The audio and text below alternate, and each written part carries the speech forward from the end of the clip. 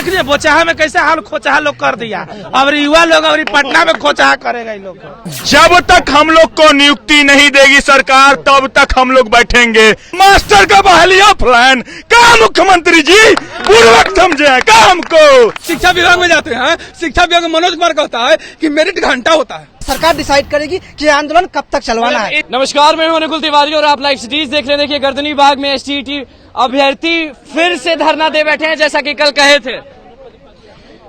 ये धरना प्रदर्शन था एक सांकेतिक, लेकिन आज से ये आगाज हो गया है। आर पार की लड़ाई होगी, समझिए। आर पार की लड़ाई तो शुरू से 42 की लड़ाई होगी। अब इसके बाद सीधे सीधे सविनय अवज्ञा आंदोलन होगा। सरकार के कानून को तोड़ेंगे, क्योंकि सरकार संवैधानिक पद पे बैठ करके असंवैधानिक काम कर रही है। अगर सरकार असंवैधानिक काम करेगी, विज्ञापन के चयन की प्रक्रिया में परीक्षा परिणाम के बाद बदलाव करेगी, तो हम बर्दाश्त कर लेंगे क्या? अच्छा, आप लोग थकते नहीं है? 5 दिन आते हैं, कुछ होता नहीं है, फिर चले जाते हैं। नहीं, तो हम लोग समझदार विद्वान लोग हैं। देखिए, बिहार के जितने भी बड़े अधिकारी मंत्री के बेटा बेटी सब कहाँ पढ़ता है? डॉन बॉस्को जेबीआर पटना सेंटर में पढ़ता है ना जी। उन टीचरों को अनिल पढ़ा सकता है।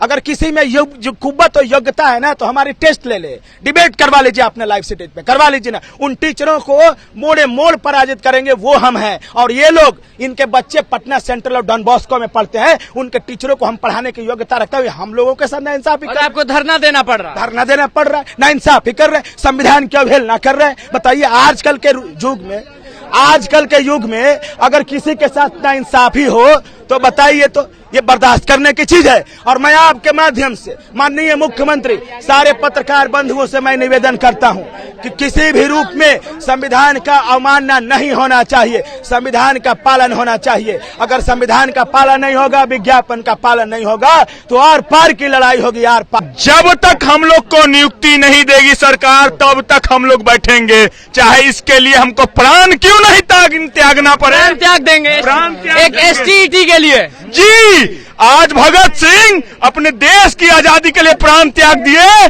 तब जाके आज देश आजाद हुआ। महात्मा गांधी जी देश के लिए प्राण त्यागे, तो आज हम एसटीईटी के लिए प्राण त्यागेंगे, तो अगला भविष्य के लिए ऐसी सरकार अवहेलना नहीं करेगी। आप कह रहे थे और किसी के लिए? ये आप बोले क्या एसटीईटी के लिए जब प्राण त्याग देंगे? आपके लिए एसटीईटी होगा और किसी के लिए एसटीईटी होगा? आप लोग के लिए जान है, समझ में आ रहा है? आप लोग के लिए जान है? बिल्कुल सर, हम लोगों ने पढ़ाने के लिए इतना पढ़ा है। हम लोग सिर्फ पढ़ाने के लिए इतना पढ़ा है। हम लोग सरकार से ये दरखास्त करते हैं कि इतना जो हम लोगों ने डिग्री का बड़ा बड़ा लच्छा बनाया है, बड़ा बड़ा डिग्री के लिए रात दिन हम लोग पढ़ करके मेहनत करके मेरिट में आए हैं। क्यों आए? पढ़ाने के लिए आए हैं। और लेकिन पढ़ाने आए हैं और धरना देना पड़ता है। क्या करें सर, ये भी बिहार का दुर्भाग्य है। और क्या कर सकते हैं हम लोग? क्या करेंगे? हम लोग आज से शुरू कर दिए हैं और ये आंदोलन जब तक चलेगा, ये सरकार डिसाइड करेगी कि आंदोलन कब तक चलवाना है। इस बार आप लोग जाने ही नहीं वाले? नहीं, बिल्कुल नहीं। हम एक और बात कहना चाहते हैं सरकार को, लोकतंत्र की सरकार है। इतना गुस्सा आप में है उबाल, इसलिए कि हम लोग रात दिन पढ़ के रहे हैं और मेरिट में आए हैं, मेरिट को अर्थहीन बताते हैं, ये नहीं चलेगा। और एक और बात, हम लोग 6वां फेज नहीं करने वाले हैं। ऑनलाइन बहाली करे और एक फॉर्म भरवाए, पढ़ाई का होता है? वो तो घास छिल के आए हैं, गलती से जीत गए हैं। घास छिल के आए ना, यहाँ मुख्यमंत्री के हो गए हैं। हम लोग पढ़ के आए हैं, कलम लेके दिन रात पढ़ रहे हैं। यहाँ नीरा का टेंडर ऑनलाइन, डीजल अनुदान ऑनलाइन, राशन कार्ड ऑनलाइन, वृद्धावस्था पेंशन ऑनलाइन, मास्टर का बहाली ऑफलाइन। कहा मुख्यमंत्री जी पूर्वक समझे कहा हमको है? सब जगह धांधली करवाने के चक्कर में कि मेगा सूची बनवाइए। अरे आपका भी मेगा सूची बन जाएगा, चल जाइएगा हवा में। ऐसा मेगा सूची बनना आता है। जेपी आंदोलन आप भी थे ना, जेपी आंदोलन का आप भी उपज है, तो देख लीजिए स्टेट मेरिट आंदोलन ऐसा है। हार नहीं मानेंगे आप लोग? नहीं, कभी नहीं। और हक कोई नहीं छीन सकता। क्यों हक कैसे छीनने देंगे महाराज? आज नहीं तो कल जान ही रहे कि हम लोग छोड़ने वाले नहीं है शिक्षा मंत्री को। नहीं ना, देख रहे बोचहा में कैसे हाल खोचहा लोग कर दिया। अब युवा लोग अब पटना में खोचहा करेगा इन लोग। हम लोग भरपूर जिस मरता सो क्या नहीं करता वो वाला हाल है। जब तक नहीं मिलेगा तब तो मर मिटने के लिए तैयार है हम लोग। हम लोग उस समय एग्जाम सरकार इतने एक्टिव मोड में ली, जिस समय कोरोना का केस करीब 500, 1000, 2000 आ रहा था, उस समय हम लोग का एग्जाम लिया। अगर सरकार उतनी एक्टिविटी अभी दिखा हमारी बहाली में, तो हमें यहाँ बार बार आने की जरूरत ना हो। आने की जरूरत नहीं, तो क्या करेंगे अब? आपके साथी तो बहुत ज्यादा गर्म आए हुए हैं। यानी गर्म होने वाली बात ही है। ये शिक्षा मंत्री बार बार आकर के घुमाते रहते हैं, शिक्षा विभाग में बैठे हुए जो पदाधिकारी है वो घुमाते रहते हैं। हम लोग क्या करें आप ही बताइए। न्यायालय में जाते हैं, सुनवाई में 1 साल से इंतजार कर रहे हैं, पहला हियरिंग तक नहीं होता है। शिक्षा विभाग में जाते हैं, शिक्षा विभाग में मनोज कुमार कहता है कि मेरिट घंटा होता है, मेरिट घंटा होता है। वो एक देखिए एक संवैधानिक पद बैठा हुआ है, गरिमा वाला पद है, उस पर बैठ करके ये कहता है कि मेरिट घंटा होता है। हमने सचिवालय में जनता दरबार हर शुक्रवार को लगता है वहां पे गया था अपनी बात को रखने के लिए और संजय कुमार अपर मुख्य सचिव उनसे मिलने के लिए, लेकिन वो नहीं थे तो उनके जगह पे मनोज कुमार मिल रहे थे। तो इनसे हमने अपनी बात को रखा तो हम लोग बोले कि हम लोग स्टेट 19 के छात्र हैं, हम लोग जो है कि 4 साल से भटक रहे हैं। हम लोग मेरिट में आने के बाद भी जैसे ही मेरिट सुने वो बोले मेरिट क्या होता है, मेरिट क्या होता है? जो 30,675 जो लड़का मेहनत करके नंबर ज्यादा लगे वो मेरिट होता है? तो बोला कि नहीं मेरिट घंटा होता है। बोले मेरिट क्या घंटा होता है?